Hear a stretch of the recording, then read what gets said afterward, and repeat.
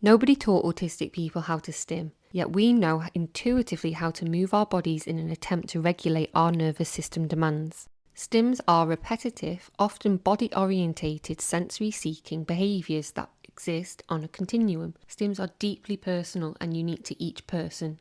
Stimming plays an important role in recognising how moving our own body can help towards regulating our emotional, sensory and psychological demands. Stimming acts as a source of communication, offering us insight and information on how we may be feeling internally at any given moment. E.g., pacing back and forth could communicate anxiety, squeezing or spinning could indicate boredom, overwhelm or a need for sensory input.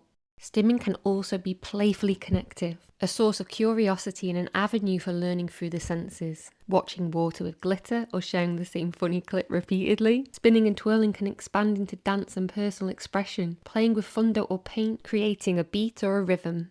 Some stims regulate and help soothe us in an overwhelming environment. Some stims activate or energize us into mobilization, and some stims try their best to meet a dysregulated nervous system's needs. Stimming can be both adaptive, singing, sensory play, doodling, and maladaptive, skin picking, biting, whacking, but ultimately are attempting to meet our sensory, emotional, and psychological needs through the act of sensorimotor stimulation.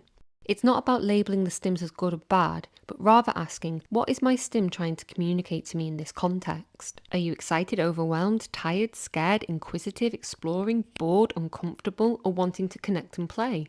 What do different stimming behaviours communicate about your state of being? How can you learn to befriend the stim and what it's trying to tell you about your sensory, emotional and nervous system needs? Today's approach was with the application of polyvagal theory. Feel free to follow me for more information.